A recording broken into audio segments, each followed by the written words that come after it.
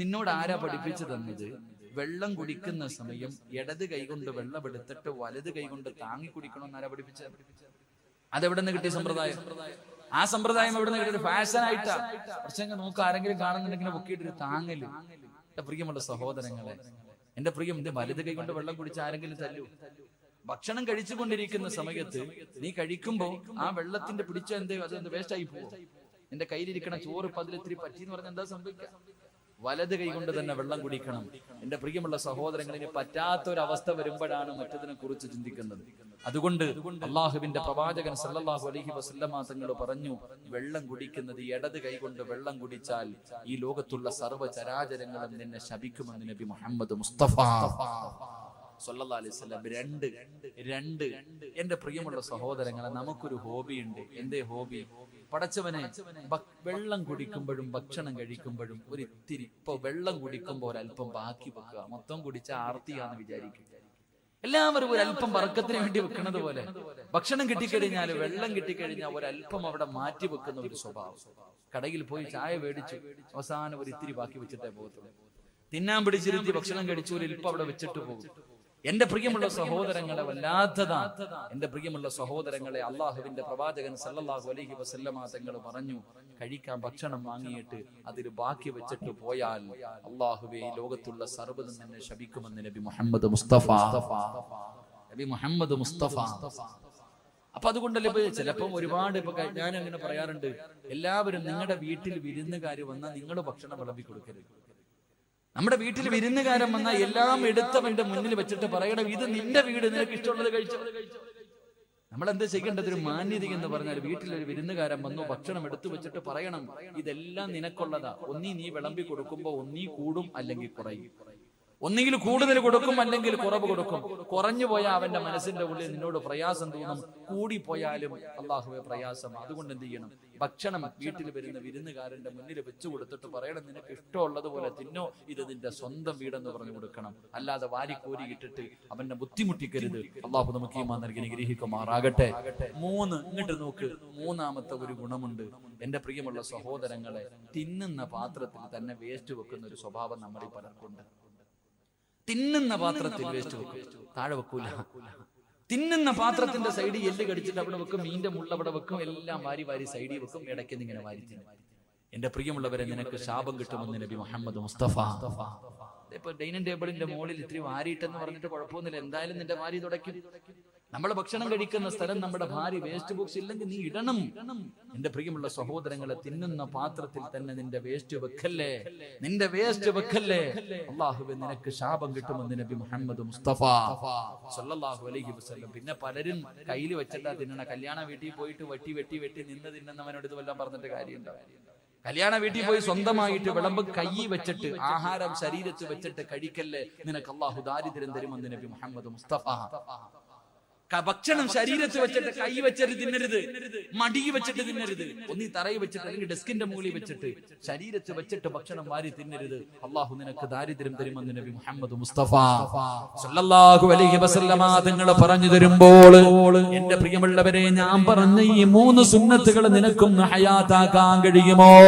ഈ പറയുന്ന 3 സുന്നത്തുകൾ ഇത് നിസ്സാരമായി തള്ളിക്കളയുന്നവരാണല്ലോ.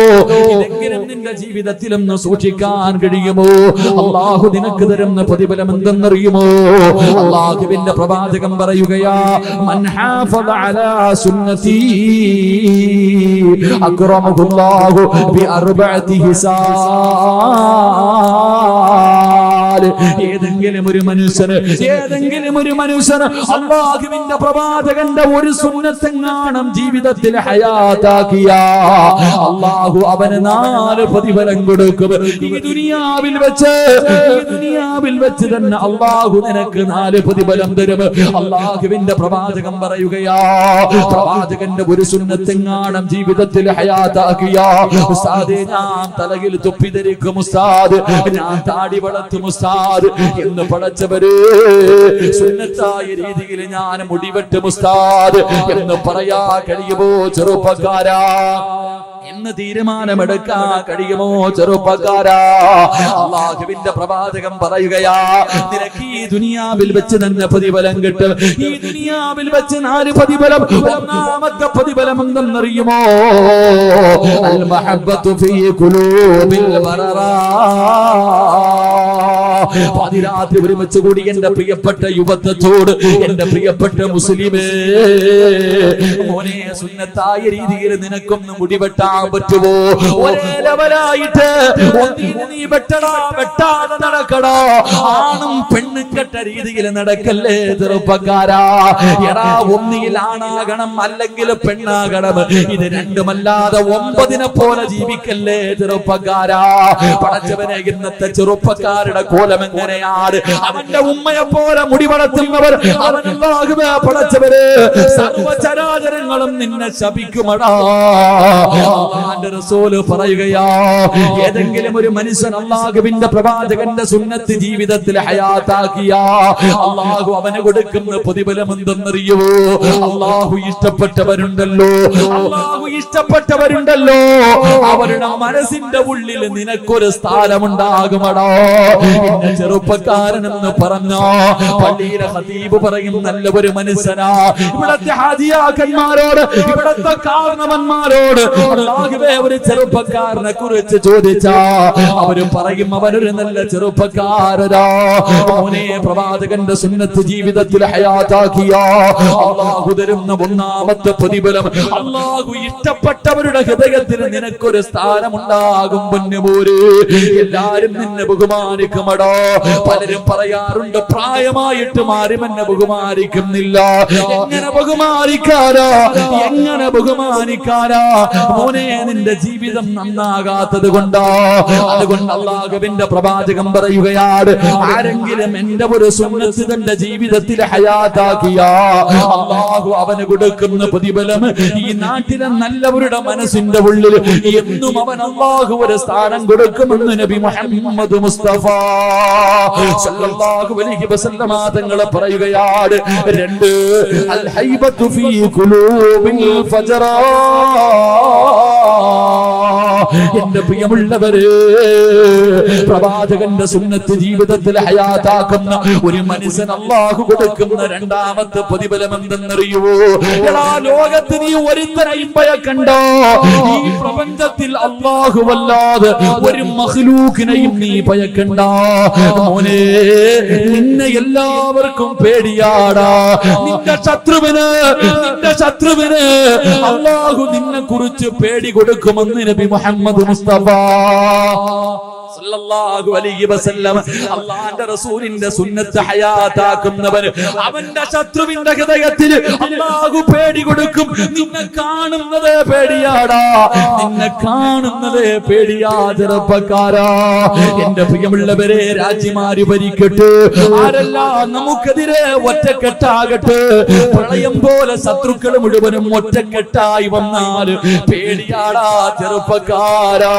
താടി വളർത്തുന്നവനെ തീവ്രവാദി എന്ന് വിളിച്ചാൽ മനസ്സിന്റെ ഉള്ളിൽ തീവ്രവാദി എന്ന് വിളിക്കുമ്പോഴും അവന് പേടിയാ പോര്. അവന്റെ മുഖത്ത് നോക്കാനുള്ള ധൈര്യമില്ല ചെറുപ്പക്കാരാ. എന്റെ പ്രിയപ്പെട്ട പൊന്നുമോരെ, മഹാനായ റബീ ഇബ്നു ആമിർ റളിയല്ലാഹു തആല അൻഹു യൂറോപ്പിന്റെ ഭരണാധികാരികൾ വിരുന്നിന് വിളിച്ചു. രാജകൊട്ടാരത്തിന്റെ മധ്യഭാഗത്ത് പോയിരിക്കുകയാ. എടാ പടച്ചവര്, കാലം മാറുന്നതിനനുസരിച്ച് ഇസ്ലാം മാറൂല. റബീ ഇബ്നു ആമിർ എന്ന് പറയുന്ന ചുണക്കുട്ടിയുണ്ടല്ലോ, അല്ലാഹുവിന്റെ റസൂലിന്റെ സഹാബികളിൽപ്പെട്ട ചെറുപ്പക്കാരനാണ്. പടച്ചവനെ, യൂറോപ്പിന്റെ ഭരണാധികാരി മുഴുവനും വിരുന്നിന് വിളിച്ചു. ചെന്നു ഭക്ഷണം കഴിക്കാനിരുന്നു. എല്ലാ ഭരണാധികാരികളും ഭക്ഷണം കഴിക്കാനിരുന്നു. റബീ ഇബ്നു ആമിർ റളിയല്ലാഹു തആല അൻഹു ബിസ്മി പറഞ്ഞിട്ട് ഭക്ഷണം കഴിക്കുകയാ. രാജാവിന്റെ കൊട്ടാരത്തിന്റെ അകത്ത് നേതാക്കന്മാരുടെ നടുക്കിരിക്കുമ്പോ ഭക്ഷണം കഴിച്ചു കൊണ്ടിരിക്കുമ്പോ കഴിക്കുമ്പോ ഒരൽപ്പം ഭക്ഷണം താഴെ വീടുകയാണ്, ഒരൽപ്പം ഭക്ഷണം താഴെ വീടുകയാ. താഴെ വീണ ഭക്ഷണം ഇടത് കൈകൊണ്ട് വാരിയെടുത്തിട്ട് തന്റെ പാത്രത്തിനകത്തിട്ടിട്ട് പിന്നെയും ഇങ്ങനെ വാരി കഴിക്കുന്നത് കണ്ടപ്പോ നേതാക്കന്മാര് മുഴുവനും അറപ്പോടെ നോക്കുകയാണ്, എല്ലാവരും വെറുപ്പോടെ നോക്കുകയോ. ആ സമയത്ത് ആ രാജകൊട്ടാരത്തിന്റെ രാജാവുണ്ടല്ലോ, അവിടുന്ന് ചോദിച്ചു, ആമിറേ എന്തിനാടാ എച്ചിരി വാരി തിന്നുന്നത്, എന്തിനാ നീ ദാരിദ്ര്യം കാണിക്കുന്നത്? പട്ടിണിയൊക്കെ നിന്റെ മുഹമ്മദിന്റെ നാട്ടിലല്ലേ, നിന്റെ നേതാവിന്റെ മക്കയിലും മദീനയിലുമല്ലേ പട്ടിണി കിടക്കുന്നത്? ഈ ഇരിക്കുന്നത് മുഴുവനും നിനക്ക് തിന്നുന്നതിന് വേണ്ടിയല്ലേ, എന്തിനാ ആമിറെ വേസ്റ്റ് വാരി തിന്നുന്നത്? ആമിർ എന്ന ചെറുപ്പക്കാര് ചാടി എഴുന്നേറ്റ് തന്റെ ഉറയിൽ നിന്ന് വാള് വലിച്ചൂടിയിട്ട് രാജാക്കന്മാരുടെ കൊട്ടാരത്തിന്റെ നടുക്കിരുന്നിട്ട് ഭരണാധികാരിയുടെ നെഞ്ചത്തേക്ക് നീട്ടിയിട്ട്, എടാ പമ്പര വിട്ടി, നിനക്കൊക്കെ വേണ്ടി, ഈ വിട്ടികളായ നിനക്കൊക്കെ വേണ്ടി എന്റെ റസൂലുള്ളാഹിന്റെ ഒരു സുന്നത്ത് കളയാ എന്നെ കൊണ്ട് കടിയില്ലടാ എന്ന് പറഞ്ഞെങ്കില് അതാണ് ചെറുപ്പക്കാരാ ചങ്കൂറ്റ്, അതാണടാ ആണത്തം. ഈ ആണത്തം എവിടെ നിന്ന് കിട്ടിയതെന്നറിയുമോ? അല്ലാഹുവിന്റെ റസൂലിന്റെ സുന്നത്ത് ഹയാത്താക്കിയാൽ അവന്റെ ശത്രുവിന്റെ ഹൃദയത്തിൽ അല്ലാഹു പേടി കൊടുക്കുമെന്ന് നബി മുഹമ്മദ് മുസ്തഫ. നബി മുഹമ്മദ് മുസ്തഫ സല്ലല്ലാഹു അലൈഹി വസല്ലം. അതുകൊണ്ട് എത്ര പേര് ഒരുമിച്ചാലും നീ പേടിക്കണ്ട. 3 ഈ ദുനിയാവിൽ വെച്ച് അല്ലാഹു തരുന്ന മൂന്നാമത്തെ പ്രതിഫലം, അല്ലാഹു നിന്റെ ഭക്ഷണത്തില്, പടച്ചവൻ നിന്റെ റിസ്കില് ബർക്കത്ത് ചെയ്യുമെന്ന് നബി മുഹമ്മദ് മുസ്തഫ. എന്റെ മക്കള് പട്ടിണിയാകുമല്ലോ, എന്റെ കുടുംബം പട്ടിണിയാകുമല്ലോ, എന്റെ മക്കളുടെ വിവാഹം എങ്ങനെ നടക്കും? നീ കാളയെ പോലെ രാവും പകലും കിടന്ന് കഷ്ടപ്പെടണ്ട. അല്ലാഹു നിനക്ക് ദാരിദ്ര്യം തരൂല. ഒരുത്തന്റെ മുന്നിലും കൈനീട്ടിയിട്ട് യാചിക്കേണ്ട ഒരു ഗതി അല്ലാഹു നിനക്ക് തരില്ല. ചെറുപ്പക്കാരാ, എന്റെ പ്രിയമുള്ള പെങ്ങള്, പ്രവാചകന്റെ സുന്നത്ത് ജീവിതത്തിൽ ഹയാത്താക്കിയ അല്ലാഹു തരുന്ന മൂന്നാമത്തെ പ്രതിഫലം, പടച്ചവൻ നിന്റെ റിസ്കില് ബർക്കത്ത് നൽകുകയാ. ഒരിക്കലും പടച്ചറപ്പ് നിനക്ക് പട്ടിണി തരൂല. ഒരിക്കലും നിനക്ക് അല്ലാഹുവേ ഹറാമ് തിന്നേണ്ട ഒരവസ്ഥ നിനക്ക് തരൂല. 4ാമത്തെ പ്രതിഫലം എന്ത്? എന്റെ പ്രിയപ്പെട്ട ചെറുപ്പക്കാരാ, ഇന്ന് മുതൽ നല്ല രീതിയിൽ മുടിവെട്ടുമെന്ന് തീരുമാനമെടുക്കുന്ന ചെറുപ്പക്കാരാ, നല്ല വസ്ത്രം ധരിക്കുമെന്ന് ചെറുപ്പക്കാരാ, പ്രവാചകന്റെ സുന്നത്ത് ജീവിതത്തിൽ ഹയാത്താക്കുമെന്ന് കരുതുന്ന ചെറുപ്പക്കാരാ, ശരീരം മറച്ചിട്ട് നടക്കുമെന്ന് തീരുമാനിക്കുന്ന പെങ്ങള്, തലമറക്കുമെന്ന് തീരുമാനമെടുക്കുന്ന പെങ്ങള്, തേക്കുമെന്ന് അല്ലാഹുവേ, ഇനി എന്റെ നഖത്ത് ഞാനൊന്നും തേക്കൂല, എന്റെ ചുണ്ടിൽ ഞാനൊന്നും തേക്കൂല, എന്റെ പിരിയത്തിൽ ഞാൻ ഒന്നും ചെയ്യില്ല എന്ന് തീരുമാനമെടുക്കുന്ന പെങ്ങള്, അല്ലാഹു തരുന്ന 4ാമത്തെ പ്രതിഫലം എന്തെന്നറിയോ? മോഹമില്ലേടാ ചെറുപ്പക്കാരാ, എന്റെയും നിങ്ങളുടെയും ജീവിതത്തിലെ അഭിലാഷമല്ലേ മരിക്കുന്ന സമയത്ത് ലാ ഇലാഹ ഇല്ലല്ലാഹ് കൊതി തോന്നാറില്ലേ ചെറുപ്പക്കാരാ? മരിക്കുന്ന സമയത്ത് ശഹാദത്ത് കലിമ ചൊല്ലി മരിക്കണമെന്ന് മോഹമില്ലേ? വല്ലാത്ത കൊതിയല്ലേ? അല്ലാഹുവിന്റെ പ്രവാചകൻ പറയുകയാണ്, അല്ലാഹുവിന്റെ പ്രവാചകൻ പറയുകയാ, അല്ലാഹുവേ പടച്ച റബ്ബ് നിനക്ക് ദീൻ ഉറപ്പിച്ചു തരുമെന്ന് നബി മുഹമ്മദ് മുസ്തഫ. ഈമാൻ ഉറയ്ക്കുന്നോന് തുണ്ടം തുണ്ടമായി വെട്ടിയാലും നിന്റെ ഈമാൻ പതറൂലടാ. ഈമാൻ നിന്റെ ഹൃദയത്തിൽ ഉറയ്ക്കുകയാ. ഒരു പണത്തിനും ഒരു പ്രലോഭനങ്ങൾക്കും നിന്നെ തകർക്കാൻ കഴിയില്ല. എന്റെ പ്രിയപ്പെട്ട വാപ്പാ, പൊന്നുമോളെ സുന്നത്തനുസരിച്ച് ജീവിക്കാൻ പഠിപ്പിച്ച എത്ര വലിയ കൊലകൊമ്പം വന്നിട്ടും നിന്റെ പൊന്നുമോളെ മാറ്റാതോക്കിയാൽ അവള് പറയുമെന്നെ കിട്ടൂല. ഏതീമാനെന്നറിയുവോ? ഏതീമാനെന്നറിയുവോ? എന്റെ പ്രിയപ്പെട്ടവരെ, ഈമാനെന്ന് പറഞ്ഞാൽ എങ്ങനെ ഇരിക്കണമെന്നറിയുവോ? മഹാനായ സയ്യിദുനാ ബിലാൽ എന്റെ പ്രിയമുള്ളവരെ, ഞാനും നിങ്ങളും റോഹിംഗ്യൻ മുസ്ലിമീങ്ങൾക്ക് വേണ്ടി ദുആ ചെയ്തവരാ, അവരുടെ അവസ്ഥകൾ കണ്ടവരാണ്.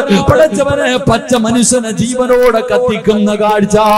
അല്ലാഹുവേ, അല്ലാഹുവേ, ചിന്നിന്റെ മുകളിൽ കടത്തിയിട്ട് വാഹനം കയറ്റി ഇറക്കുന്ന രംഗം, മൂക്കും ശരീരവും ചെത്തിയെടുക്കുന്ന രംഗം. പടച്ചവര് പിഞ്ചു കുഞ്ഞുങ്ങളെ കെട്ടി തൂക്കി കൊല്ലുന്ന രംഗം കണ്ടവരാ. എന്റെ പ്രിയമുള്ളവരെ, ഈ കാഴ്ച ആദ്യമായിട്ട് ഇത് അനുഭവിച്ചതാരെന്നറിയുമോ? മഹാനായ സയ്യിദുനാ ബിലാൽ റളിയല്ലാഹു തആല അൻഹുവിന്റെ കഴുത്തിലെ കയറിട്ട് മുറുക്കിയിട്ട് തെരുവിലൂടെ കുട്ടികൾ ഇങ്ങനെ വലിച്ചടച്ചുകൊണ്ട് നടക്കുമായിരുന്നു. ചെറുപ്പക്കാരാ, നെഞ്ചത്ത് കരിമ്പാറയെടുത്ത് വെച്ചിട്ട് ചാട്ടവാറ് കൊണ്ട് തല്ലിച്ചതയ്ക്കുമായിരുന്നടാ. വിശന്നിട്ട് വെള്ളത്തിന് വേണ്ടി കിടന്ന് യാചിക്കുമ്പോ ഒട്ടകത്തിന്റെ മൂത്രമെടുത്തിട്ട് വായിലൊടിച്ചു കൊടുക്കും. ചെറുപ്പക്കാരാ, ഒന്നിയിൽ നീ ഇവിടെ നിന്ന് ഇസ്ലാമിൽ നിന്ന് മടങ്ങി വരണം, അല്ലെങ്കിൽ നീ കാഫിറായിട്ട് ചാകണം. നിനക്ക് ഞാൻ രക്ഷപ്പെടാൻ അവസരം തരൂല.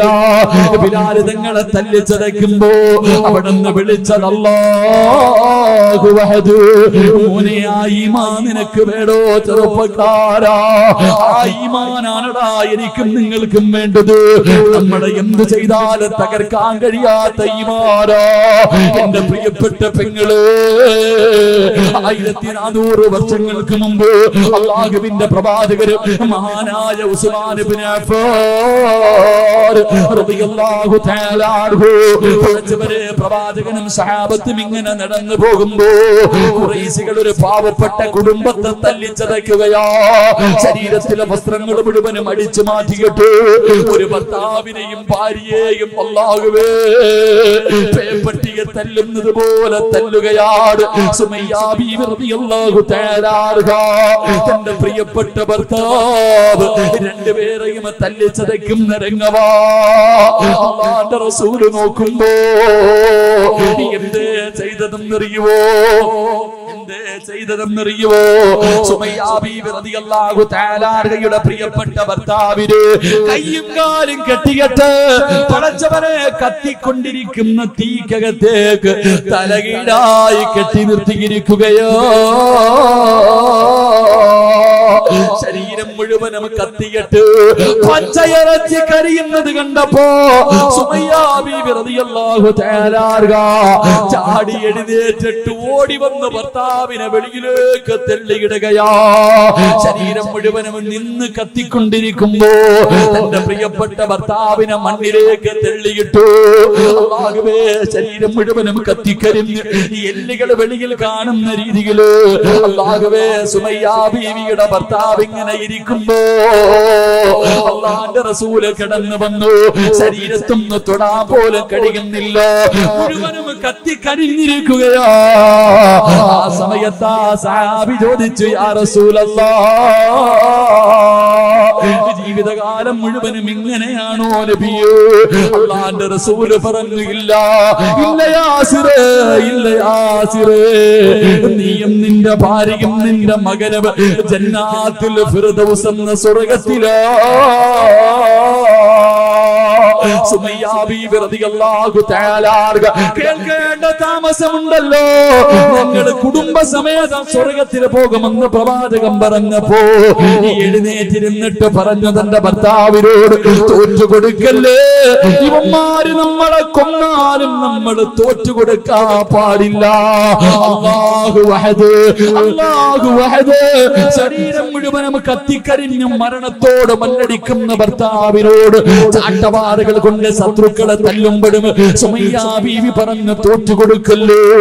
പടച്ചവരെ, തന്റെ പ്രിയപ്പെട്ട ഭർത്താവിന് ധൈര്യം കൊടുക്കുന്നത് കണ്ടപ്പോ അബൂജഹലുണ്ടല്ലോ ഒരു പഴിപ്പിച്ച കമ്പിയെടുത്തിട്ട് സുമയ്യ ബീവി റളിയല്ലാഹു തആല അൻഹയുടെ നട്ടെല്ലിന്റെ ഭാഗത്തുകൂടെ കുത്തിയിറക്കുകയാ. അടിവയറ് തുളച്ചിട്ട് കമ്പി വെളിയിലേക്ക് വന്നു.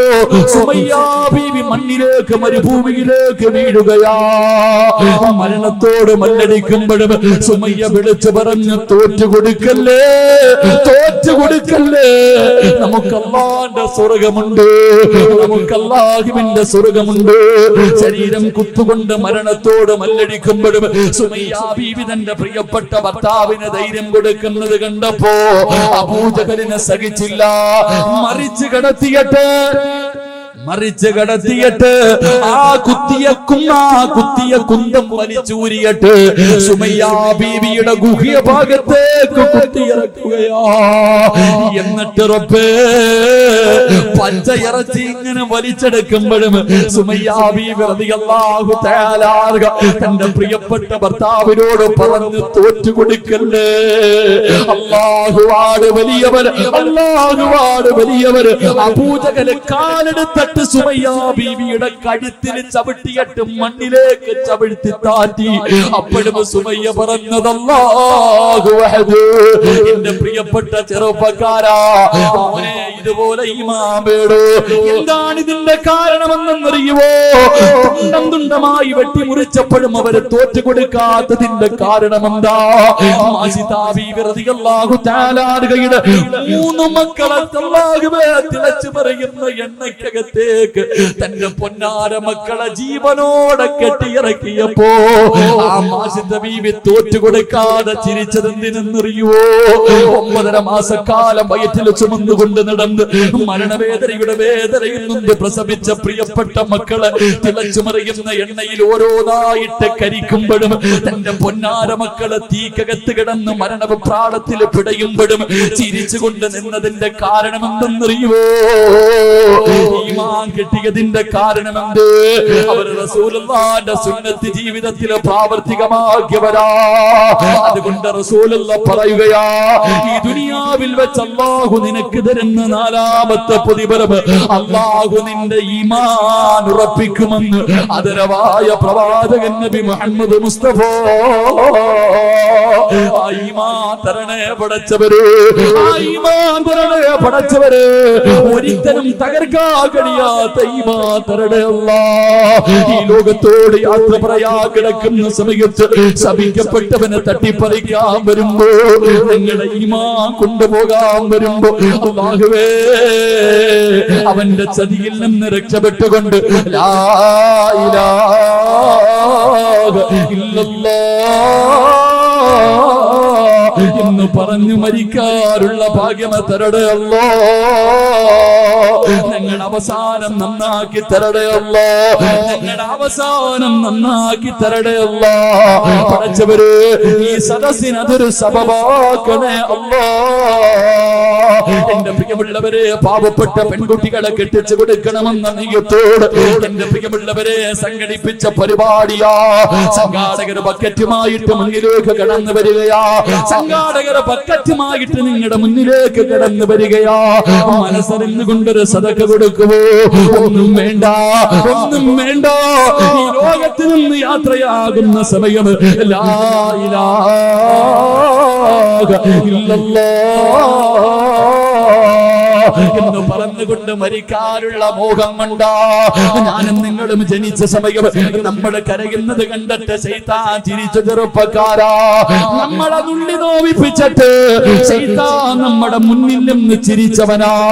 അവനെ കരയിപ്പിക്കണം മോരെ, അവന്റെ ഹൃദയത്തില് വേദന കൊടുക്കണം മോരെ. എപ്പോഴും അറിയുമോ? മരിക്കുന്ന സമയത്തിൽ ലാ ഇലാഹ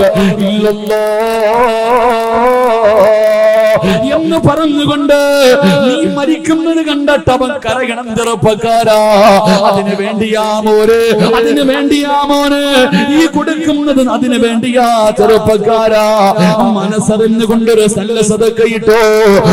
റഹീമായ കരുണയുള്ള ദയാലുവായ മലിക്കുൽ ജബ്ബാറായ ഈ പ്രപഞ്ചം മുഴുവനും അടക്കി ഭരിക്കുന്ന രാജാധിരാജനായ അല്ലാഹ് ആരെല്ലാം ഒരു നല്ല സദഖ കൊടുക്കുന്നു അവർക്ക് നല്ല മരണം കൊടുക്കണേ അല്ലാഹ്.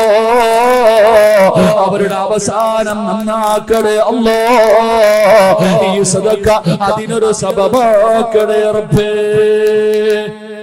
സംഘാടകർ ബക്കറ്റുമായിട്ട് മുന്നിലേക്ക് വരുന്നു. ഒരു നല്ല മരണം.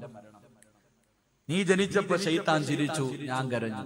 ഞാൻ ജനിച്ചപ്പോ ഞാൻ കരഞ്ഞു, ശൈത്താൻ ചിരിച്ചു. എനിക്ക് മരിക്കുമ്പോ എനിക്ക് ചിരിക്കണം, ശൈത്താന് കരയണം. അള്ളാഹു ഭാഗ്യം നൽകി അനുഗ്രഹിക്കുമാറാകട്ടെ. അള്ളാഹു ഭാഗ്യം നൽകി അനുഗ്രഹിക്കുമാറാകട്ടെ. ശൈത്താനെ കരയിപ്പിക്കാനുള്ള ഒരു സദക്ക എല്ലാവരും ഒന്ന് പോക്കറ്റ് കൈയിട്ടു. ഇപ്പൊ ശൈത്താൻ നിന്റെ കൈ പിടിച്ചിട്ട് ചിരിച്ചോണ്ട് പറയും, വേണ്ടടാ, കൊടുക്കണ്ടടാ, കൊടുക്കണ്ടടാ എന്ന് പറഞ്ഞ് നീ അവന്റെ കൂടെ കൂടിയ നാളെ നീയും കരയും, അവൻ ചിരിക്കും. കൊടുത്ത നീ ചിരിക്കും, അവൻ കരയും. അള്ളാഹു ഭാഗ്യം തരുമാറാകട്ടെ. ബിസ്മില്ലാഹ്. സല്ലല്ലാഹു അലാ മുഹമ്മദ് സല്ലല്ലാഹു അലൈഹി വസല്ലം. സല്ലല്ലാഹു അലാ മുഹമ്മദ് സല്ലല്ലാഹു അലൈഹി വസല്ലം. അല്ലാഹുമ്മ സല്ലി അലാ മുഹമ്മദ് യാ റബ്ബി സല്ലി അലൈഹി വസല്ലം. അല്ലാഹുവേ, നിന്റെ സുന്നത്തിന്, നിന്റെ പ്രവാചകന്റെ സുന്നത്ത് പറഞ്ഞ സദസാട് അല്ലാഹുവേ, ആരെല്ലാം മനസ്സറിഞ്ഞുകൊണ്ടൊരു നല്ല സദക്ക കൊടുക്കുന്നു അവരുടെ അവസാനം നന്നാക്കണേ അല്ലാ. അവരുടെ മുഖത്ത് നീ പുഞ്ചിരി കൊടുക്കണേ അല്ലാ. അല്ലാഹുവേ, മയ്യത്ത് കാണുന്നവർ മുഴുവനും മരിച്ചാൽ ഇവൻ മരിച്ചതുപോലെ മരിക്കണമെന്ന് പറയണേ അല്ലാ. പടച്ചവനേ, നിന്റെ പ്രവാചകനെ സ്വപ്നം കാണാൻ ഭാഗ്യം നൽകണേ അല്ലാ. നാളെ പ്രവാചകന്റെ കയ്യിൽ പിടിച്ച് ജന്നാത്തുൽ ഫിർദൗസിൽ ഒരുമിച്ച് കൂടാൻ ഈ പാപങ്ങളെ സഹായിക്കുന്നവർക്ക് ഭാഗ്യം കൊടുക്കണേ അല്ലാ. ഈ സദക്ക അതിനൊരു സബബാക്കണേ റബ്ബേ. അല്ലാഹു കബൂലാക്കുമാറാകട്ടെ, അല്ലാഹു സ്വീകരിക്കുമാറാകട്ടെ ഇൻഷാ അല്ലാഹ്. അപ്പൊ രണ്ടാമത്തെ വിഭാഗം ജീവിതത്തിൽ സുന്നത്ത് ചെയ്യുന്നവർ. അല്ലാഹു ഭാഗ്യം നൽകി അനുഗ്രഹിക്കുമാറാകട്ടെ. അല്ലാഹു ഭാഗ്യം നൽകി അനുഗ്രഹിക്കുമാറാകട്ടെ. എന്റെ പ്രിയമുള്ള സഹോദരങ്ങൾ, ഇപ്പൊ നിർത്താറായിട്ടാ ഇൻഷാ അല്ലാഹ്. അൽഹംദുലില്ലാഹ് 11:15 11:30 നിർത്താമെന്ന് പറഞ്ഞു. വാക്ക് പറഞ്ഞാൽ പാലിക്കണം, വാക്കു പറഞ്ഞാൽ പാലിക്കണം. പാലിച്ചില്ലെങ്കിൽ വലിയ പ്രയാസമാണ്. അള്ളാഹു നമുക്ക് വാക്കു പാലിക്കാൻ ഭാഗ്യം നൽകി അനുഗ്രഹിക്കുമാറാകട്ടെ. ദുആ ചെയ്തൂടെ? നിങ്ങൾ ഇരുന്ന ഒരു ഇത്തിരി നേരം കൂടെ പറയില്ലെങ്കിൽ ഞാൻ ദുആ ചെയ്യും. എന്ത് വേണം? മണിയർ രഹസ്യമൊന്നും അല്ലല്ലോ. ഇ.പി. ഉസ്താദൊക്കെ വഴുതു പറഞ്ഞ എല്ലാരും കേൾക്കാനിരിക്കും, നമുക്ക് പാസാൻ പറ്റുമല്ലോ. എന്ത് വേണം? പറയണോ ഇരിക്കോ? ദുആ ചെയ്യണോ ഇരിക്കോ? പറയണം. പറയണം ആഗ്രഹമുള്ളവരൊന്ന് കൈപൊക്കിക്കേ. എനിക്ക് ഒരു പവനൊന്നും വേണ്ട. പെൺകുട്ടികളെ കെട്ടിക്കാൻ ഒരു പവനൊന്നും വേണ്ട. ഞാൻ 1 ഗ്രാമേ ചോദിക്കത്തുള്ളൂ. ഒരേ 1 ഗ്രാം. അത് ഈ വർഷമല്ല, അടുത്ത വർഷം. അടുത്ത വർഷം അറൂസിൽ അൽഹംദുലില്ലാഹ് പെൺകുട്ടികളുടെ വിവാഹം നടക്കുന്ന സമയത്ത് നിങ്ങളെ കൊണ്ട് കഴിയുന്നത് കൊടുക്കണം. ഞാൻ അത് ചോദിക്കുമ്പോൾ ഇതുപോലെ പൊക്കണം. അള്ളാഹു ബർക്കത്ത് ചെയ്യുമാറാകട്ടെ, അള്ളാഹു ബർക്കത്ത് ചെയ്യുമാറാകട്ടെ. പൈസയുടെ കാര്യം പറയുമ്പോ ഇല്ല, എന്റെ ചങ്ങായിമാരെ എല്ലാരും പറയണൊരു മറുപടി ഉണ്ട്. നിങ്ങൾ സ്വന്തം ശാപം വലിച്ചു വെക്കണവരാ പലരും. നിങ്ങളുടെ ജീവിതത്തിന്റെ നാശം നിങ്ങൾ തന്നെയാ, വേറെ ആരെയും കുറ്റപ്പെടുത്തണ്ട. എല്ലാവരോടും ചോദിക്കും പൈസയുണ്ടോ? ഇല്ല ഉസ്താദേ. കൈ വെച്ചിട്ട് പറയില്ല. നോട്ട് നിരോധനം വന്നു, ആകെ ഒന്നുമില്ല. ആരാ പറഞ്ഞ? എല്ലാ എണ്ണത്തിന്റെ കയ്യിലും ലക്ഷങ്ങൾ ഇരിപ്പുണ്ട്. 2000-ന്റെ നോട്ട് മോഡി സാറ് നിർത്തി, ബാങ്കിലോട്ട് പോകുന്നൊന്നും തിരിച്ചു വരുന്നില്ല. അത് കാരണം ഇപ്പൊ വീട്ടിൽ വെച്ചിരിക്കുക. നേരത്തെ 500-ന്റെ 1000-ന്റെ ഒക്കെ കെട്ടുകണക്കിന് വെക്കണമായിരുന്നു. ഇപ്പൊ എളുപ്പ വഴിയാ, ഇത്തിരി വെച്ചാൽ മതി. വെക്കാൻ നല്ല സ്ഥലമാണ്. എല്ലാവരും കയ്യിൽ പൈസ വെച്ചിട്ടുണ്ട്. പക്ഷെ ചോദിച്ചാ പറയും ഇല്ല ഇല്ല ഇല്ല.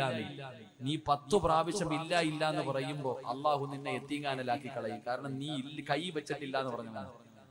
ഒരുപാട് പ്രാവശ്യം കയ്യിൽ വെച്ചിട്ട് ഇല്ല ഇല്ല ഇല്ല എന്ന് കള്ളം പറഞ്ഞു. അവസാനം അള്ളാഹു നിന്നെ അങ്ങനെ തന്നെ ആക്കും. അള്ളാഹു കാക്കുമാറാകട്ടെ, അള്ളാഹു കാക്കുമാറാകട്ടെ. കയ്യിൽ വെച്ചിട്ടില്ല എന്ന് പറയും. കൊടുക്കാൻ മനസ്സില്ലെങ്കിൽ മനസ്സില്ല എന്ന് പറയണം. ഞാൻ തരൂല, അതിനാണത്തുണ്ട്. വീട്ടിൽ ഒരാൾ വന്നു, ഞാൻ തരൂല, എന്റെ കയ്യിലുണ്ട്, അതിലൊരു മര്യാദയുണ്ട്. അല്ലെങ്കിൽ കൊടുക്കുക. വെച്ചിട്ടില്ല എന്ന് പറഞ്ഞാൽ എത്ര പാപം വരിക്കണേ. കൈ വെച്ചിട്ട് കള്ളം പറഞ്ഞ പാപം കൂടാ. കള്ളം പറഞ്ഞാൽ കിട്ടുന്ന പ്രതിഫലം എന്തേ? കള്ളം പറയുന്നവന് കിട്ടുന്ന പ്രതിഫലം എന്തേ? നാളെ അവന്റെ തല പട്ടിയുടെ തലയും കഴുതയുടെ രൂപവുമാണെന്ന് നബി മുഹമ്മദ് മുസ്തഫ. കള്ളം പറയരുതെന്ന് പറഞ്ഞാൽ എങ്ങനെയാ ചിന്തിച്ച്? അള്ളാഹുവിന്റെ പ്രവാചകൻ സല്ലല്ലാഹു അലൈഹി വസല്ലമ തങ്ങൾ നടന്നു പോകുമ്പോ സഫിയ റളിയല്ലാഹു തആല അൻഹ തന്റെ മകനോട് വിളിച്ചു, മോനെ ഇനി വാടാ, ഒരു സമ്മാനം തരാം.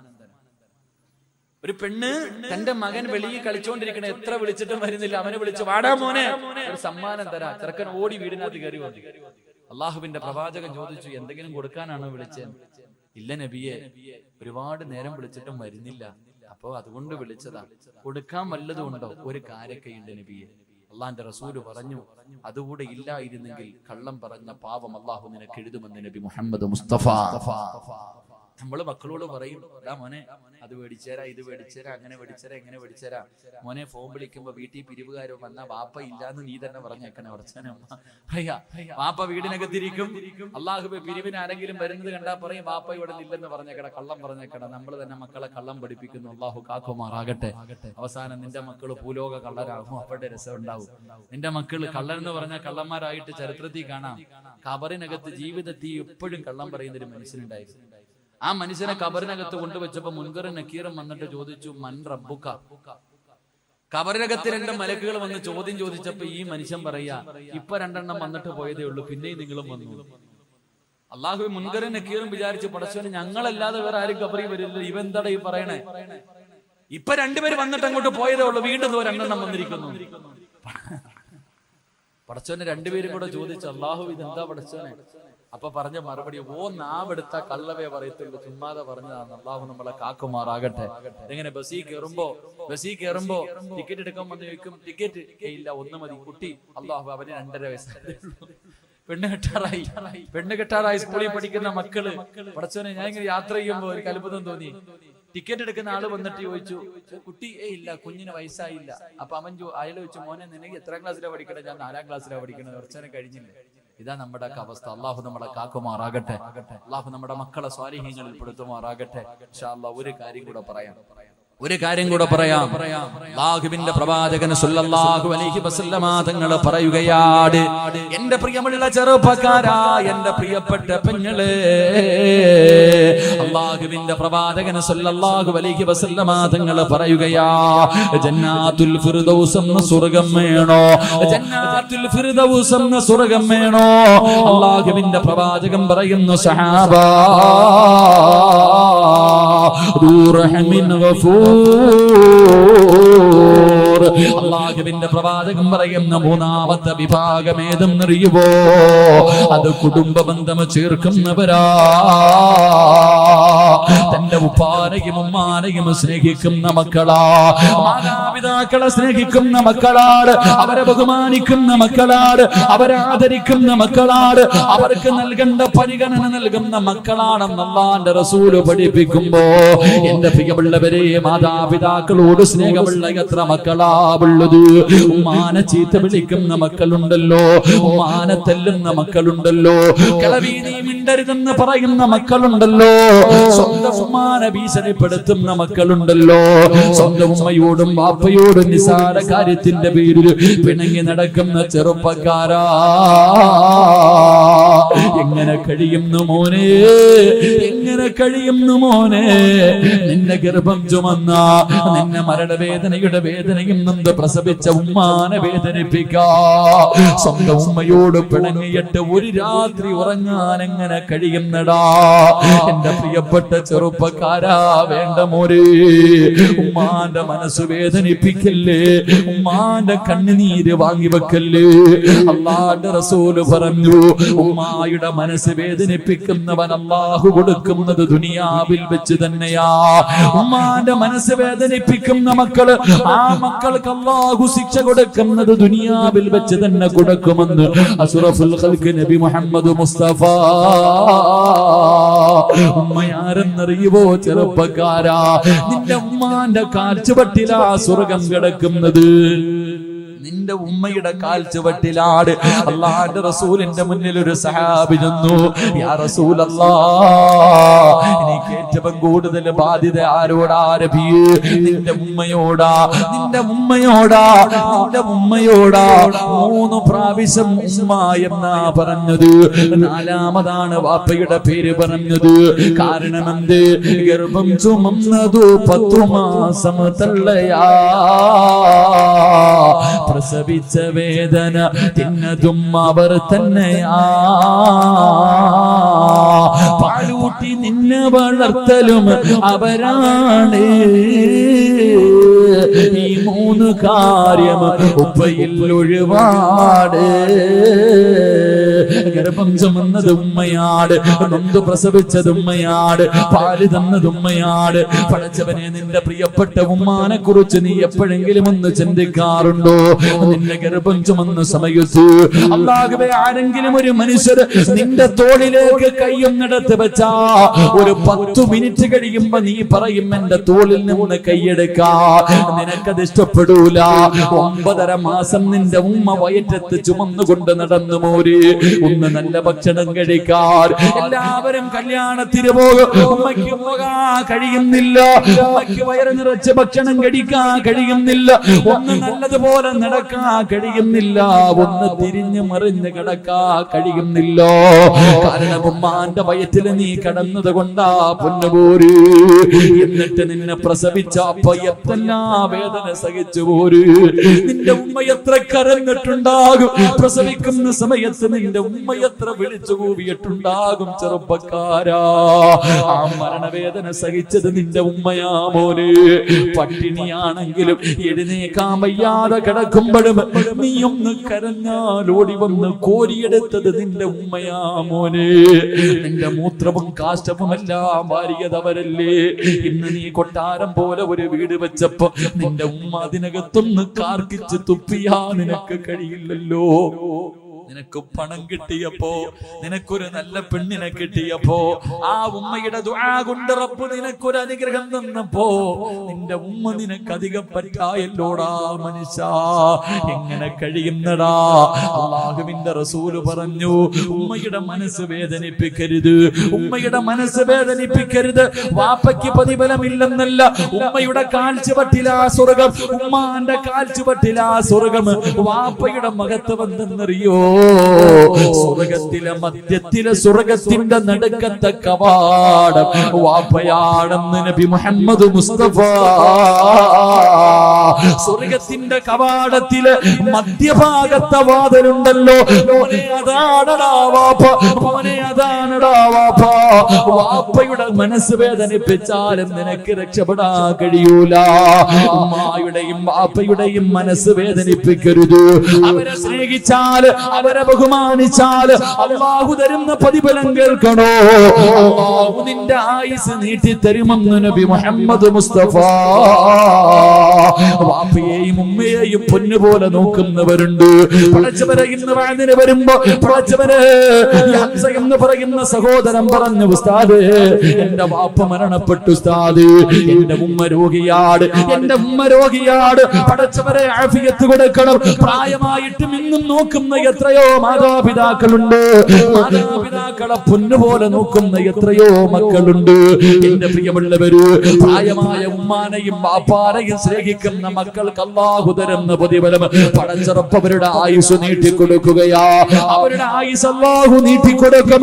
2, അവനെ ബഹുമാനിക്കുന്ന മക്കൾ അല്ലാഹു അവന് കൊടുക്കുമെന്ന് നബി മുഹമ്മദ് മുസ്തഫ. നിന്നെ പൊന്നുപോലെ നോക്കുന്ന, മരിക്കാൻ കിടക്കുന്ന സമയത്ത് ചാരത്ത് വന്നിട്ട് വാപ്പയുടെയും ഉമ്മയുടെയും തലയിൽ ഇങ്ങനെ തലോടിയിട്ട് സംസം വെള്ളമെടുത്ത് വായിലൊടിച്ചു തന്നിട്ട്, വാപ്പാ ലാ ഇലാഹ ഇല്ലല്ലാഹ് എന്ന് പറഞ്ഞു തരുന്ന മക്കള് നിനക്ക് അല്ലാഹു തരും. ചെറുപ്പക്കാരാ, അല്ലാഹുവേ, 3ാമത്തെ പ്രതിഫലം നല്ല മരണവാപോര്. ഉമ്മയുടെ പൊരുത്തം കിട്ടിയാ, നിനക്ക് ജന്മം തന്ന വാപ്പയുടെ പൊരുത്തം നേടിയാ, അല്ലാഹു നിനക്ക് തരുന്ന 3ാമത്തെ പ്രതിഫലം നല്ല മരണവാ. 4ാമത്തെ പ്രതിഫലം കേൾക്കടോ പടച്ചറപ്പേ, അല്ലാഹുവിന്റെ പൊരുത്തം കിട്ടും. ചെറുപ്പക്കാരാ, ഉമ്മാനെ സ്നേഹിച്ചോ, വാപ്പാനെ സ്നേഹിച്ചോ, പടച്ചറപ്പിന്റെ പൊരുത്തം നിനക്ക് കിട്ടും പൊന്നുമോരെ. കാരണം അല്ലാഹുവിന്റെ റസൂലാ പറഞ്ഞത്, റിദൽ റബ്ബി റിദൽ വാലിദൈൻ. അല്ലാഹുവിന്റെ തെറ്റ് നിന്റെ ഉമ്മയിലാ, അള്ളാന്റെ തൃപ്തി നിന്റെ ഉമ്മയുടെ തൃപ്തിയില. അതുകൊണ്ട് എന്റെ പ്രിയപ്പെട്ടവരോട് മഹാനായ നബി മുഹമ്മദ് മുസ്തഫ സല്ലല്ലാഹു അലൈഹി വസല്ലമ തങ്ങള് പടച്ചവനെ സ്വർഗ്ഗത്തിലൂടെ നടന്നു പോകുമ്പോ സ്വർഗ്ഗത്തിന്റെ മധ്യഭാഗത്ത് കൊട്ടാരത്തിനകത്തിരുന്ന് ആരോ ഖുർആൻ ഓതുകയാണ്. ഒരു മനോഹരമായ ശബ്ദം, ഒരു മനോഹരമായ ശബ്ദം. ആരോ ഖുർആൻ ഓതുന്നത് അല്ലാഹുവിന്റെ റസൂൽ കേൾക്കുകയാ. ആ ഖുർആൻ ഓതുന്നത് കേൾക്കാ സ്വർഗ്ഗത്തിലെ ജനങ്ങൾ മുഴുവനും ഇങ്ങനെ കാതോർത്തിരിക്കുകയാണ്. സ്വർഗ്ഗത്തിലിരുന്ന് ഖുർആൻ ഓതുകയാണ്. മുഅ്മിനീങ്ങളായ പെണ്ണുങ്ങൾ, സ്വർഗ്ഗവാസികൾ മുഴുവനും ആ ചെറുപ്പക്കാരൻ ഖുർആൻ ഓതുന്നത് ഇങ്ങനെ കേട്ടുകൊണ്ടിരിക്കുകയാണ്. മനോഹരമായ ശബ്ദമാ. അല്ലാഹുവിന്റെ റസൂൽ ചോദിച്ചു, ആരാ ഈ ശബ്ദം? എനിക്ക് നല്ല പരിചയമുണ്ട്, ഈ ശബ്ദം എനിക്ക് നല്ല പരിചയമുണ്ട്. ആരാ ആരാ? ആ സമയത്ത് മലക്ക് പറഞ്ഞു കൊടുത്തു, നബിയേ, ഹാരിസ് ബിൻ നുഅ്മാൻ, ഹാരിസ് ബിൻ നുഅ്മാൻ.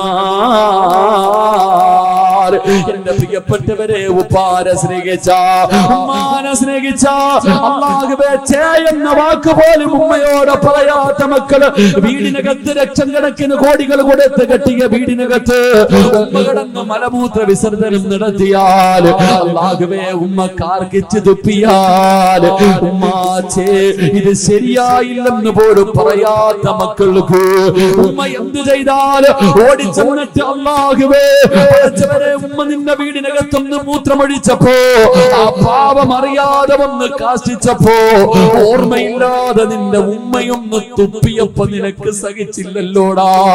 നിന്റെ വീട്ടിലല്ലേ തുപ്പിയത്, പക്ഷേ നീ എവിടെയാടാ? നിന്റെ ഉമ്മയുടെ മടിയിൽ കിടന്നല്ലേ നീ മലമൂത്ര വിസർജനം നടത്തിയത്. നിന്റെ ഉമ്മയുടെ കഴുത്തിലൂടെ നീ എത്രയോ പ്രാവശ്യം ഛർദ്ദിച്ചിട്ടുണ്ടടാ. ആ പാപം എന്തെങ്കിലും പറഞ്ഞിട്ടുണ്ടോ? മോനെ പോകട്ടടാ എന്ന് പറഞ്ഞ് എവിടെയെങ്കിലും പോകാൻ ഇറങ്ങുന്ന സമയത്ത് ഉമ്മാന്റെ ശരീരത്തുകൂടെ എത്ര പ്രാവശ്യം നീ മലമൂത്ര വിസർജനം നടത്തി. ഇന്ന് നിന്റെ മക്കള് നിന്റെ ശരീരത്തൊന്നും മൂത്രമൊഴിച്ചാ പറ്റില്ലല്ലോ. ഞാനും കുട്ടികളെ എടുക്കുമ്പോ പറയും, മൂത്രമൊഴിക്കോ. അല്ലാഹുവേ, ഞാനും നിങ്ങളുടെ ഉമ്മയുടെ ശരീരത്ത് എത്ര പ്രാവശ്യം മൂത്രമൊഴിച്ചിട്ടുണ്ട്. ആ ഉമ്മ നമ്മളെ കുറ്റപ്പെടുത്തിയില്ലല്ലോ, ശരിയായില്ലെന്ന് പറഞ്ഞില്ലല്ലോ. മോനെ, അല്ലാഹു നിനക്ക് തരുന്ന പ്രതിഫലം എന്തെന്നറിയുവോ? ആയിഷാ ബീവി റളിയല്ലാഹു തആല അൻഹയോട് അല്ലാഹുവിന്റെ റസൂൽ പറഞ്ഞു, ഖുർആൻ ഓതുന്ന ഒരു സഹാബിയെ കണ്ടു. പടച്ച റബ്ബിന്റെ സ്വർഗ്ഗത്തിലിരുന്ന് ഖുർആൻ ഓതുന്ന സഹാബി. ആയിഷ ബീവി ചോദിച്ചു, നബിയേ, യാ റസൂലല്ലാഹ്, അല്ലാഹുവിന്റെ നബിയേ, ഈ പ്രതിഫലം കിട്ടാനുള്ള കാരണം എന്താ നബിയേ? അല്ലാഹുവിന്റെ റസൂൽ പറഞ്ഞു, കദാകൽ ബിർറു, ഉമ്മയ്ക്ക് ഗുണം ചെയ്തതിന് അല്ലാഹു കൊടുത്ത പ്രതിഫലമാ. ഉമ്മയ്ക്ക് ഗുണം ചെയ്തതിന് അല്ലാഹു കൊടുത്ത പ്രതിഫലമാ. അതുകൊണ്ട് എന്റെ പ്രിയപ്പെട്ട മക്കളെ, ഉമ്മാന്റെ മനസ്സ് വേദനിപ്പിച്ചാ നിന്റെ ആയുസ് കുറയും. ഒരു പെണ്ണുപിള്ള പറയുന്ന കേട്ട്, ഒരു പെണ്ണ് പറയുന്നത് കേട്ടിട്ട് നിന്റെ ഉമ്മയുടെ മനസ്സ് വേദനിപ്പിച്ചാ നിന്റെ ആയുസ് കുറഞ്ഞു പോകും. ചെറുപ്പക്കാരാ, എന്റെ പ്രിയപ്പെട്ട ഭാര്യമാര്, പടച്ചവനെ, ഭാര്യമാരാണ് എപ്പോഴും വഴക്കുണ്ടാക്കുന്നത്. ഉമ്മയെയും മകനെയും തെറ്റിപ്പിക്കുന്നതിൽ കൂടുതൽ പങ്ക് വഹിക്കുന്നത് ഭാര്യ. നിനക്കറിയാനിട്ടാ പെണ്ണ്, നിനക്കറിയാനിട്ടാ പെണ്ണ്, നിന്റെ ഭർത്താവിനെ ഉമ്മയിൽ നിന്ന് പിരിപ്പിച്ച നഷ്ടം നിനക്കാ പെങ്ങള്. നിനക്കാ മനുഷ്യനെ കൂടുതൽ കാലം കിട്ടൂല. എന്റെ പ്രിയമുള്ളവരെ, റസൂലുള്ളാഹി പറയുകയാ, ഉമ്മയുടെയും വാപ്പയുടെയും മനസ്സ് വേദനിപ്പിക്കുന്നവന്റെ ആയുസ് അല്ലാഹു കുറച്ച് കളയും. രണ്ട്, നീ നിന്റെ വാപ്പയോട് ചെയ്തതുപോലെ നിന്റെ മക്കളും നിന്നെ കരയിപ്പിക്കുമ്പോ ഒരു കരിവേപ്പിലയുടെ വില പോലും നിന്റെ മക്കള് നിനക്ക് തരൂല. സ്വന്തം വാപ്പാനെ അല്ലാഹുവേ വേദനിപ്പിക്കുന്ന മക്കളെ അല്ലാഹു നിനക്ക് തരുമെന്ന് നബി മുഹമ്മദ് മുസ്തഫ നബി മുഹമ്മദ് മുസ്തഫ. വാപ്പാ, നീ നിന്റെ ഉപ്പാരെയും ഉമ്മാരെയും വേദനിപ്പിച്ച വല്ലാഹി സത്യം നിന്റെ മക്കളും നിന്നെ വേദനിപ്പിക്കും വാപ്പാ. പ്രായമാകുന്ന കാലത്ത് നിന്നെ വീട്ടിൽ നിന്ന് അടിച്ചിറക്കും, നിന്നെ കണ്ണുനീര് കുടിപ്പിക്കുന്ന മക്കള് അല്ലാഹു നിനക്ക് തരുമെന്ന് നബി മുഹമ്മദ് മുസ്തഫ. മൂന്നാമത്തെ പ്രതിഫലം കേൾക്കണോ? വാപ്പയുടെയും ഉമ്മയുടെയും കണ്ണ് നിറയിപ്പിക്കുന്നവൻ അല്ലാഹു കൊടുക്കുന്ന ശിക്ഷ കേട്ടടോ. എന്റെ പ്രിയപ്പെട്ട ചെറുപ്പക്കാരാ, ഉമ്മ ഒരു സ്ഥലത്തേക്ക് പോകല്ലേ എന്ന് പറഞ്ഞാ പോകല്ലേ മോര്. ഉമ്മ പോകണ്ടെന്ന് പറഞ്ഞാ പോകണ്ട. പിന്നെയും നീ ഇറങ്ങിപ്പോയാ അല്ലാഹു നിനക്ക് തരുന്ന ശിക്ഷ കേൾക്കണോ? മഹാനായ ഫളിൽ എന്ന് പറയുന്ന ഒരു ചെറുപ്പക്കാരനുണ്ടായിരുന്നു. ഈ ചരിത്രം ഈ പാതിരാത്രി ഒരുമിച്ച് കൂടി യുവത്വത്തിനുള്ളതാ. മറക്കല്ലേ മോര്. കരിമ്പാറയിൽ എഴുതി വെച്ചതുപോലെ നിന്റെ ഹൃദയത്തിൽ എഴുതി വെച്ചോ. അല്ലാഹുവിന്റെ റസൂല് പറയുകയാ, ഫളിൽ എന്ന് പറയുന്ന ഒരു ചെറുപ്പക്കാരനുണ്ടായിരുന്നു. വാപ്പ മരണപ്പെട്ടു പോയി, ഉമ്മ മറ്റൊരു വിവാഹം കഴിച്ചില്ല. പൊന്നുമോന് വേണ്ടിയാ ജീവിക്കുന്നത്. ഇന്നും അതുപോലെ എത്രയോ ഉമ്മമാരുണ്ട്. വിവാഹം കഴിക്കാൻ അവസരമുണ്ടായിട്ട് ഞാൻ പെണ്ണ് കെട്ടിയ എന്റെ മക്കൾ അയാള് സ്നേഹിക്കത്തില്ലല്ലോ. പടച്ചവരെ, എന്നിട്ട് പോലും വിവാഹം കഴിക്കാതെ മക്കൾക്ക് വേണ്ടി ജീവിക്കുന്ന ഉമ്മമാര്.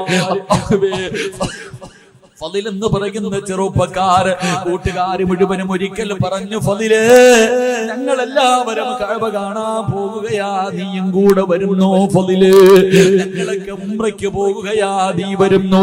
ഫളിൽ എന്ന ചെറുപ്പക്കാരൻ പറഞ്ഞു, എന്റെ ഉമ്മാനോട് ചോദിക്കാതെ ഞാൻ വരൂല, എന്റെ ഉമ്മയോട് ചോദിക്കാതെ ഞാൻ വരൂല. ഫളിൽ എന്ന ചെറുപ്പക്കാരൻ ചെന്നിട്ട് പ്രായമായ ഉമ്മയോട് ചോദിച്ചു, ഉമ്മ, എല്ലാരും ഉംറയ്ക്ക് പോകുന്നു, ഞാൻ കൂടെ പോകട്ടെ ഉമ്മ? ഞാൻ ഇന്ന് വരെ മക്ക കണ്ടിട്ടില്ല ഉമ്മ.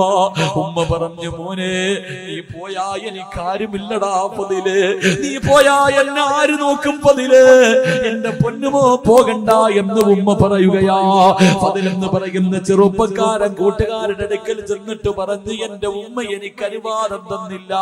കൂട്ടുകാര് മുഴുവനും കളിയാക്കി, എടാ കറങ്ങാനല്ല വിളിച്ചത്, എടാ അല്ലാഹുവിന്റെ കഅബ കാണാനാ വിളിച്ചത്, എന്നിട്ട് പോലും നിന്റെ ഉമ്മ നിനക്ക് അനുവാദം തരുന്നില്ലല്ലോ. കൂട്ടുകാര് മുഴുവനും കളിയാക്കിയിട്ട് മക്കയിലേക്ക് പോകുകയാണ്. ഫളിൽ എന്ന് പറയുന്ന ചെറുപ്പക്കാരൻ വീണ്ടും ചെന്നിട്ട് ഉമ്മയോട് ചോദിച്ചു, ഉമ്മ, ഞാൻ പോകട്ടെ ഉമ്മ? വേണ്ടടാ പൊന്നുമോനെ. ആ ചെറുപ്പക്കാരന് വല്ലാത്ത ദേഷ്യം തോന്നി. ഉമ്മയുടെ അനുവാദത്തിന് കാത്തു നിന്നില്ല. പടച്ചവരെ, മക്ക എന്ന് പറയുന്ന പരിശുദ്ധമായ കഅബ കാണാ ഉമ്മയുടെ മനസ്സ് വേദനിപ്പിച്ചിട്ട് ഇറങ്ങി പോവുകയാ. ഉമ്മയുടെ മനസ്സ് വേദനിപ്പിച്ചിട്ട് ഇറങ്ങി പോവുകയാ.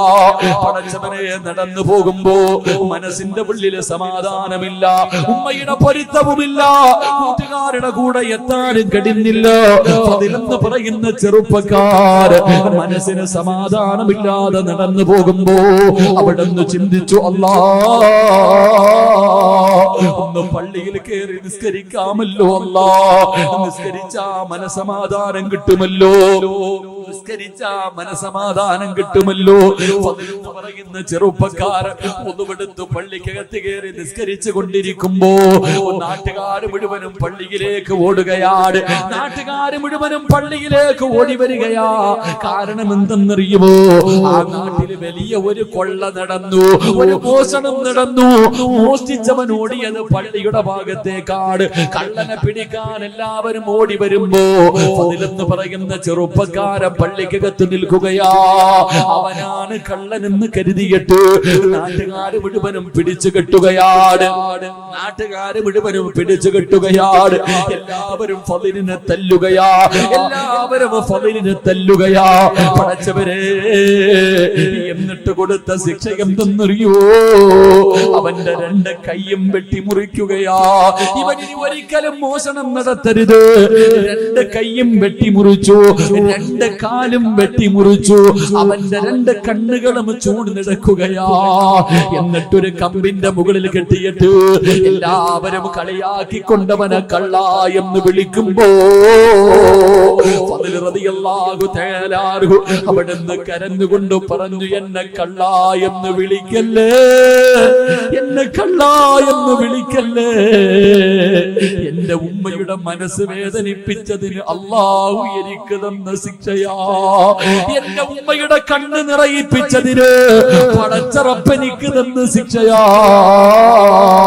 കയ്യും കാലും വെട്ടിമുറിച്ച് കണ്ണും ചൂടുന്നെടുത്തിട്ട് അല്ലാഹുവേ വഴിയിൽ കൊണ്ട് വലിച്ചെറിയുമ്പോ എന്ന് പറയുന്ന ചെറുപ്പക്കാരൻ കിടന്ന് യാചിക്കുകയാ, ആരെങ്കിലും എന്റെ ഉമ്മയുടെ മുന്നിൽ എന്നെ ഒന്ന് കൊണ്ടുപോകുമോ? എന്റെ ഉമ്മയുടെ കാലിൽ പിടിച്ച് പൊരുത്തം ചോദിക്കാരാ, എന്റെ ഉമ്മയോടൊന്ന് മരിക്കുന്നതിന് മുമ്പേ പൊരുത്തം ചോദിക്കാരാ. എന്റെ ദുനിയാവും പോയി എന്റെ ആഖിറവും കൂടെ നഷ്ടപ്പെടുത്തല്ലോ.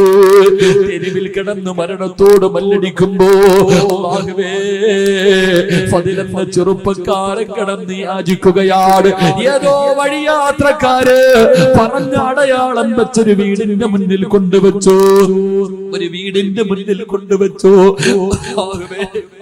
അല്ലാഹുവേ വാതില് തുറന്നൊരു പ്രായമുള്ള ഉമ്മ ഇറങ്ങി വന്നു. വാതില് തുറന്നൊരു പ്രായമുള്ള ഉമ്മ ഇറങ്ങി വന്നു. കൊണ്ടുപോയവർ ചോദിച്ചു, ഈ കിടക്കുന്ന പയ്യനെ അറിയുമോ? ഈ കിടക്കുന്ന മനുഷ്യനെ അറിയുമോ? ഉമ്മ നോക്കിയപ്പോ കൈയില്ല, കണ്ണില്ല, കാലില്ല, രക്തത്തിൽ കുളിച്ച് കിടന്ന് മരണത്തോട് മല്ലടിക്കുന്ന ഒരു ചെറുപ്പക്കാരൻ. ഉമ്മയ്ക്ക് മനസ്സിലായില്ല തന്റെ പൊന്നാര മകനാണെന്ന് മനസ്സിലായില്ല. ഉമ്മ പറഞ്ഞു, എനിക്കറിയില്ല. ഉമ്മ പറഞ്ഞു, എനിക്കറിയില്ല. ഉമ്മയുടെ ശബ്ദമങ്ങ് കേൾക്കുമ്പോ ഫദിലെന്ന ചെറുപ്പക്കാരൻ വിളിക്കുന്നു, ഉമ്മ.